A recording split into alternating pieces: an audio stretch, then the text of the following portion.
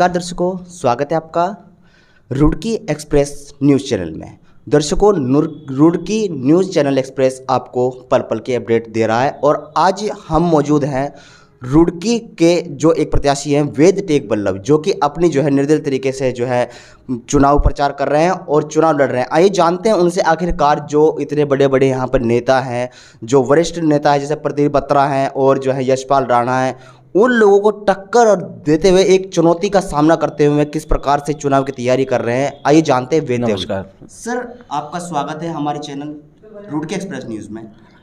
आप सभी को, पूरी टीम को मेरा बहुत धन्यवाद, आभार, साधुवाद।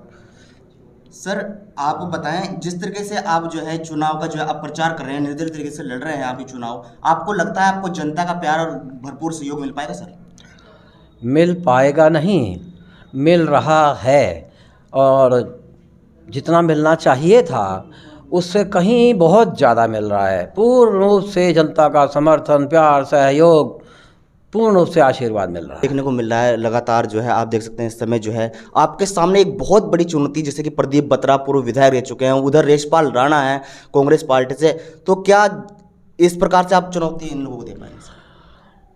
देखिए, हमारे मन में जो विचार है वो विचार ये है कि किसी भी पार्टी से इस बार जनता को नहीं देखना है। जनता को आज जनप्रतिनिधि अच्छा चाहिए।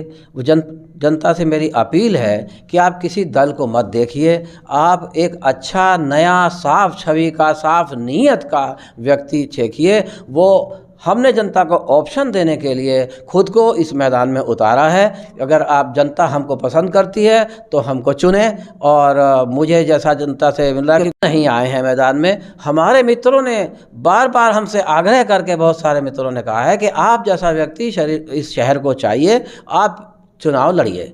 तो उन्होंने मुझे तैयार किया है तो मैं तैयार हूँ। तो सर, आपके क्या क्या एजेंडे रहेंगे, किन मुद्दों को लेकर आप जनता के पास जा रहे हैं? जनता की अपेक्षाएं जितनी हैं उनमें से अभी तक जनता की अपेक्षा कोई पूरी नहीं हुई है, ऐसा सारी जनता कहती है। और उन्हीं जनता ने मुझे ये कहा कि अभी कोई जनता, ऐसा जनप्रतिनिधि नहीं आया है, आप इसमें आइए। तो इसलिए मैं आया हूँ। और जितने भी मुद्दे हैं, हर 5 साल के बाद चुनाव आते हैं और चुनाव के समय वादे होते हैं और जनता देखती है कि फिर दोबारा वो जनप्रतिनिधि उनके पास नहीं आते हैं और 5 साल के बाद फिर वही उसी प्यार से आते हैं, लेकिन काम जीरो रहता है। उस विकास का नाम नहीं होता, कोई समस्या का निदान नहीं होता, वहीं की वही सब समस्या रहती है। इसलिए हमने अपने आप को जनता के बीच में प्रस्तुत करके ये निर्णय लिया है कि अब हमारी तरफ से हमने तो अपना काम कर दिया। अब जनता से अपील करता हूँ कि जनता, सब मेरे मित्रों, मेरे शहरवासियों, नगरवासियों, मेरे प्यारे बच्चों, आप ही को सोचना है कि आपको कैसा व्यक्ति चाहिए। हमारी तरफ से हमने पहल कर दी, अब बाकी का आपका काम। आप वोट करिए, सपोर्ट करिए और हमको जिताइए, और फिर आपका स्वप्न साकार करेगा ये वेद टेक बल्लभ। तो जिस प्रकार से आप जो है बड़े बड़े दावे कर रहे हैं सर, हर सरकार जो है एक चुनौती होती है जनता के सामने कि हर जो भी प्रतिनिधि आता है, कोई नया हो या कोई कैंडिडेट पुराना हो, वो यही दावे करता है कि हम आपके दावों पे जो है जनता खड़े उतरेंगे, लेकिन कहीं ना कहीं धरातल पर नहीं होते हैं, कहीं ना कहीं हवाई। इसीलिए बिल्कुल ठीक आपने कहा, यही कारण कि कोई सेवा नहीं की है, ये जनता कहती है। तो आपने देखा वेद टेक बल्लभ जी ने बताया कि कहीं ना कहीं समस्या बहुत है, उन्हीं सभी समस्या को लेकर जो है जनता जो है उन्हें भरपूर अपना सहयोग दे रही है और प्यार दे रही है, और उन्हीं का कहना है कि वेद टेक बल्लभ जी को मैदान में आना चाहिए और उन्हें जनता का सहयोग मिला। इसी के साथ तो सबसे बड़ा एक अहम सवाल ये भी है वेद जी, एक सवाल ये है हमारा कि रुड़की को जो है शिक्षा की नगरी कहा, आप क्या कहेंगे? बिल्कुल, आप ही ने मेरी बात का अपने शब्दों में वर्णन किया है कि शिक्षा धरातल पर नहीं है। सबसे पहले हमको जो बच्चा संसार में आया है, अबोध बालक, उसमें हमें संस्कार डालने होते हैं पढ़ाई के। उसके लिए उसको, हर बच्चे को, हर गरीब के बच्चे को उसका हक है पढ़ने का। हम सभी नागरिकों का उसका फ़र्ज है कि हम उसकी मदद करें, उसको पढ़ने का अवसर दें, उसको खेल का अवसर दें, उसका मस्तिष्क डेवलपमेंट का, स्किल डेवलपमेंट का अवसर दें कि उसकी प्रतिभा निखार सकें, उसमें जो गुण हैं उसको उस लाइन में वो बढ़ सके। लेकिन हमारा दुर्भाग्य है कि इस शहर में बीच आबादी में 3 प्राथमिक राजकीय विद्यालय इस समय बंद पड़े हैं, बहुत सारे अरसे से बंद पड़े हैं।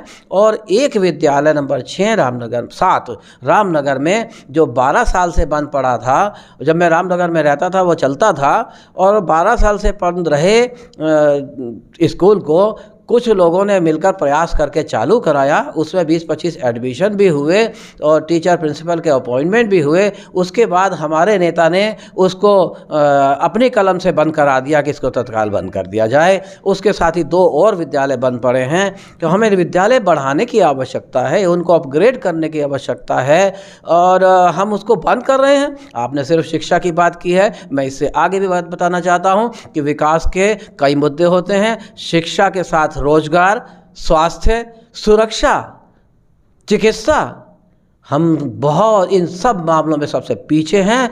और इसीलिए मैं कहता हूं कि वैद्य टेकवल्लभ ये वादा करके मैदान में आ रहा है कि इन सब मुद्दों पर वैद्य टेकवल्लभ कार्य करेगा, और रुड़की को वो, ये हमारा वादा है। हमने तो अपना काम कर दिया मैदान में आकर, अब जनता को वोट करनी है, सपोर्ट करनी है, और हमें विधायक रूप में देखना है। और मुझे पूरा विश्वास है कि विजयश्री आपकी होने वाली है। तो सर, आपने बहुत अच्छी बात कही है, आप इन सभी मुद्दों पर कार्य करने वाले हैं। सर, रुड़की न्यूज़ एक्सप्रेस के माध्यम से आप देश की जनता से क्या कहना चाहिए? मैं अपने क्षेत्र की जनता से ये अपील करना चाहता हूँ कि आप दल बदलुओं से बचें, आप बड़े बड़े दल से बचें। उनका कोई नियम, कोई क्राइटेरिया नहीं है। आप छवि को चुनिए, आपको अच्छा व्यक्ति चुनना है जो आपको विधानसभा में बैठकर आपके विधायक निधि को सही रूप से प्रयोग करके आपको उन समस्याओं से निदान दिला सके।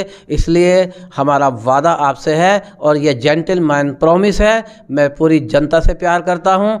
हमने अपना परिवार अब पाल चुके हैं, अब बारी है, रुड़की मेरा परिवार है। अब रुड़की अपने को परिवार मानते हुए मैं रुड़की की सेवा करना चाहता हूँ। दर्शकों, आपने देखा वेद जी ने कितनी अच्छी बात की है। वो जनता के बीच रहकर जनता को जो है सपोर्ट करना चाहते हैं, और जनता के वादों पर जो है खरे उतरना चाहते हैं। तो इसी के साथ अगले अंक में बने रहिए रुड़की एक्सप्रेस न्यूज़ में।